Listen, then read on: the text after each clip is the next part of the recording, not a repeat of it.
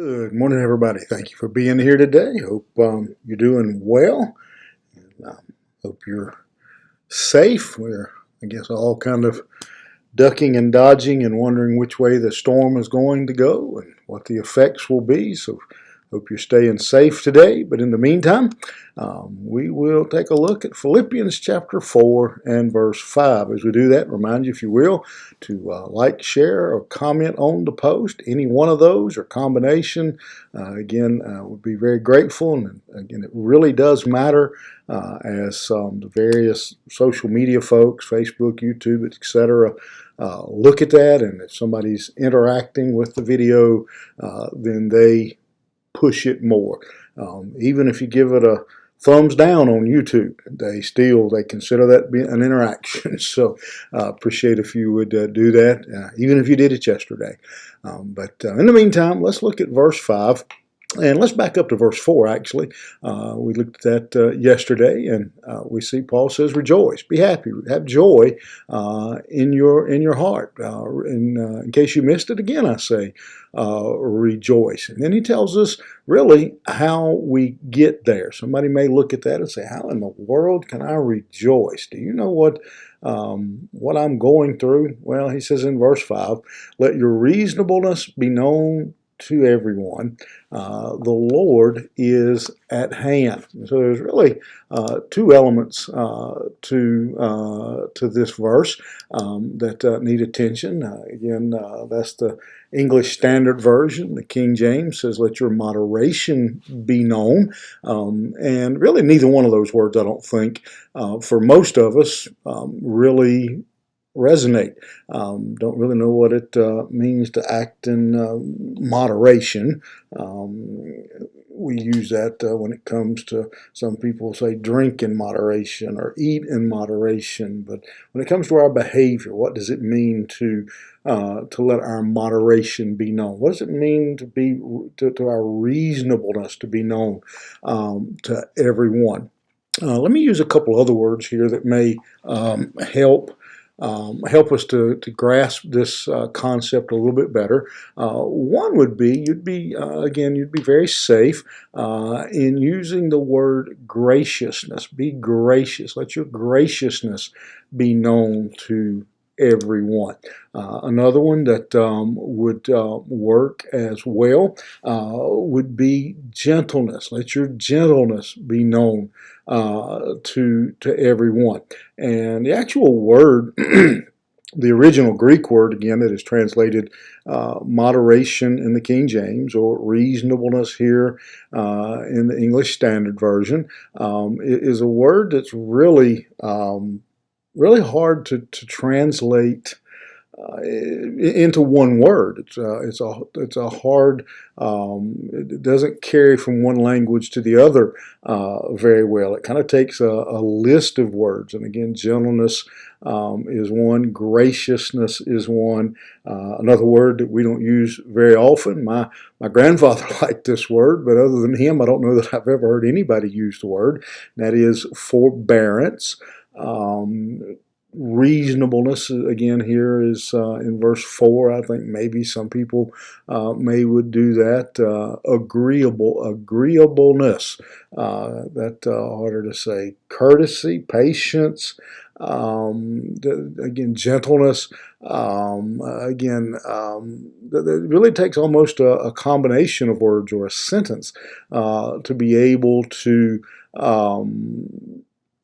understand this word. It has some idea. Barclay, in his commentary, points out that it has some idea of justice in it, but it really goes even beyond the idea of justice. It's just, and then again, Barclay comes to the point where he calls it a gracious gentleness. And as I said, that's it's difficult to translate it into one word. And that may be he was a smart guy, so gracious gentleness is how he tells us to behave, how he tells us to be. And notice what he says, that we show that to everyone. Let everybody know let that be said about us by all people in all situations, that we have a gracious gentleness about us. And I think of some people that I could probably, that to me, represent that, who have lived in with that kind of lifestyle. But I don't know if I can think of any that would be just universally known. It's not like I could, not like if I say Elvis Presley, then everybody's going to know who I'm talking. I can't think of anybody off the top of my head that would just be, again, universally known. Never met him, so I can't say for certain, but just what we see, I would say maybe a Billy Graham, a Charles Stanley, an Adrian Rogers, are men that, and I have met Dr. Rogers, and he certainly illustrated, to me, exemplified in his lifetime this characteristic. Again, I know I mentioned my grandfather a minute ago. I would definitely say that my grandfather was a man who showed gracious gentleness. The fact that he didn't pinch my head off says that he had gracious gentleness. But some of those people, again, are people, and again, if I was behind closed doors with Billy Graham or Charles Stanley, I may, but just the public persona of these men are men that to me I think would represent that. And he says, let it be known to everyone. Again, that should be our characteristics, not only when we're in the public eye, but at work, behind closed doors, with our family. He says that should be the characteristic that we have when we have the joy of Jesus living in us. And then he caps that off by telling us one of the motivators for that is because the Lord is at hand. The Lord is near. He is ready to come. His appearance is near, and let him find us being reasonable. Let him find us living in moderation. Let him find us living out gracious gentleness, and all men should see that in us. And ultimately, when the King of Kings, the Son of Man, the Son of God returns, he should find us being graciously gentle.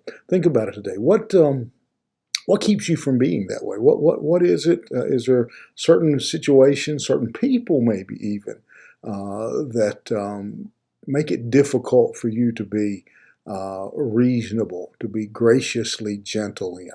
And what can you do? What needs to be done? Maybe some time in prayer. What is it that needs to be done that your reasonableness, your gracious gentleness will be known to everyone?